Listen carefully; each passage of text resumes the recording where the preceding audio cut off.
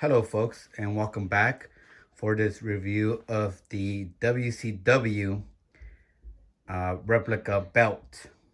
This is a 2015 model of the WCW World Heavyweight Wrestling Championship belt. This belt is most famously known around the wrestling world as the Big Gold. But this one itself, this is the unique one that was designed by NWA for the purposes of their organization until they joined Georgia Championship Wrestling, and eventually that became WCW, and they had a contract for this to be both representation of the NWA Championship belt as well as the WCW Championship belt. For those who are huge wrestling fans or who have really studied the history of wrestling, will know that this belt can be mostly associated with none other than Ric Flair. Ric Flair has held this belt multiple times and has been one of the last few folks to hold this belt during the WCW days. What's unique about this belt is its design. Its unique design.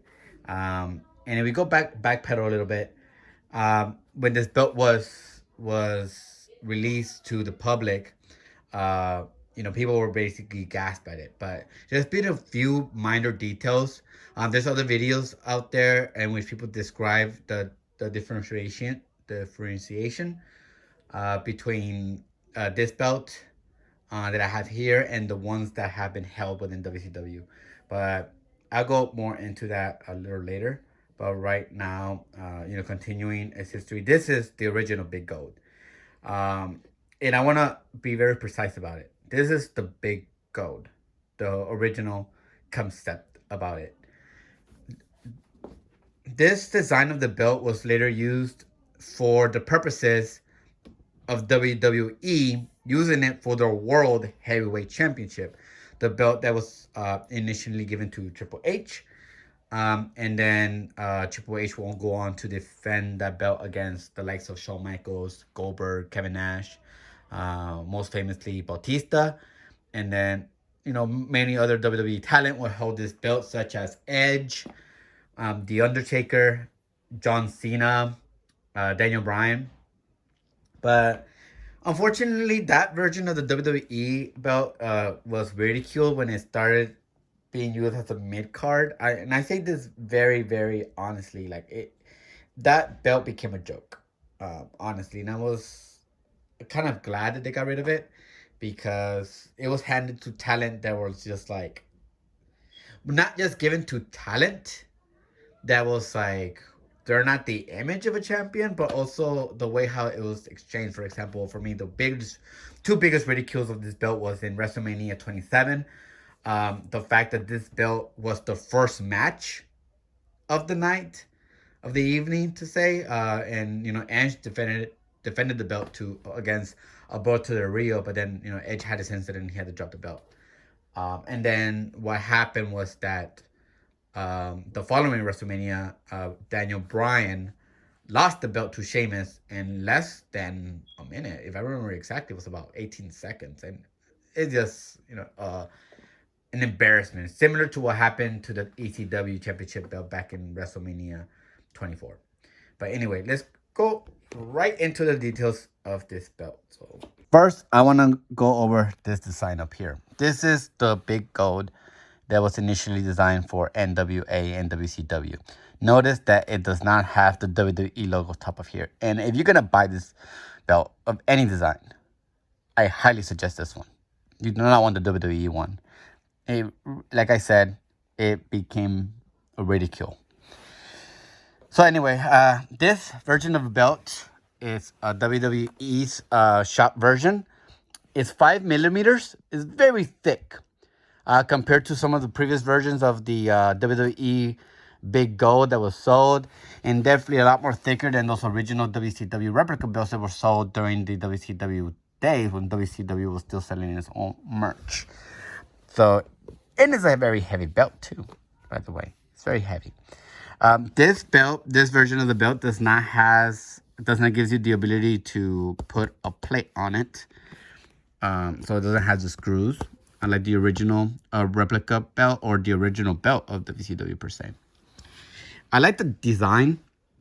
Notice how the jams here really come out, but also every single detail of the belt, every single engravement. This right here is one wrestler giving another one looks like a arm pull down. And it's the same design here too, arm drag. And then look at the globe. This is just phenomenal architecture right here. The lines here, how they run. You guys seen my WWF belt review? If you guys didn't notice, the plate was not very detailed. It was all pretty much flat. And I did mention that, you know, if you buy the WWE version of the Attitude Era belt, it comes out more thicker and probably more detailed. But the only bad thing about that one is it doesn't have that WWF logo. And I'm very precise with accuracy. And this is why I like this version of the big gold. I do not want the WWE logo on top of that. Here, the nice jewels up here. The crown is very well detailed. This comes very well. And honestly, one thing I want to point out about this belt is that I did see it on WWE.com before purchasing the belt, of course. And I noticed that, you know, it's pretty flat. But then I remember seeing the belt for the first time in WCW television. The belt did come off quite flat, especially in the hands of Booker T. And it obviously looked pretty big. But then having this belt in my hand, I'm like, Jesus Christ, this belt is huge. And it's flat. And it's heavy. So let's go ahead and unstrap it.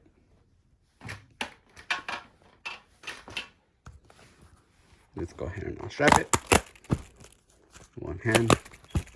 All right. So this belt is still pretty fairly brand new. I bought it back in 2017. So it doesn't quite spin. I've been working on it, trying to get it as bendable as possible. So this part right here works already. So that I have been able to bend. This part here, not so much. Oh, actually, yeah, it actually stays like this. So yeah. But before, like when I initially bought it, it was very impossible to keep the belt like this because it would just go like. But the way I have it up on my shelf, I have it just how it was clipped. I have it up on top of my bed frame, like just like this. I haven't been able to hang it up in the wall because I don't have the hanger for it. I'm trying to get one, but I'll eventually get one. But anyway, this is the authenticity of the belt. This belt was engraved in 2015. Notice the screws here are pretty well. You know, they no longer use gold coloring for this. They all use black. And unlike my WWF belt, this is not stitched in. This is embedded in part of the leather that they use for this belt. Assembly here is more like punctuated. And I love the details here, the detail gold coloring here for this part of the belt. I haven't been able to scratch that. I have been getting some scratches here, but you know, I want to put enough wear on this belt because I do plan to wear it for at least one Halloween. I would love to walk into my classroom and tell my students, "Look at me, I'm champion of the world," and then see that belt of mine. So probably walk in there dressed as Bret Hart during his WCW days, or obviously I'm not gonna paint this belt with the NWO, so I'm not gonna want to be Hulk Hogan, and definitely not gonna be Booker T.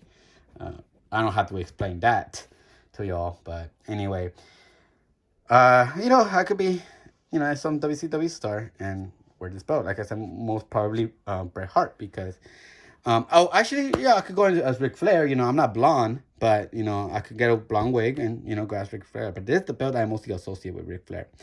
But like I mentioned earlier, there was some versions of the WCW belt. Some folks have gone into the more history of it. Most notably, there's a confusion whether the belt that Ric Flair took with him to the WWF back in 1991, whether that was actually, whether when he gave the belt back, did he really give them the actual big gold? Or did he give them a knockoff? Or did WCW produce the knockoff? The thing is that WCW actually produced 6 casts of this belt. 4 of them that were used in the WCW talent. And some of them were actually given as gifts. So obviously you can say that at least one of them became the one that Hulk Hogan spray painted. They said that Scott Steiner got one, that Goldberg got one. I don't know who else might have got one. But definitely 2 belts were used for the movie Ready to Rumble. So I don't know if you guys ever seen that movie, Ready to Rumble. Pretty popular in the 90s, especially for wrestling fans. But anyway, that's pretty much my review of this belt. I again highly suggest. One last thing I want to mention here is, I'm able to bend it now, so that's great.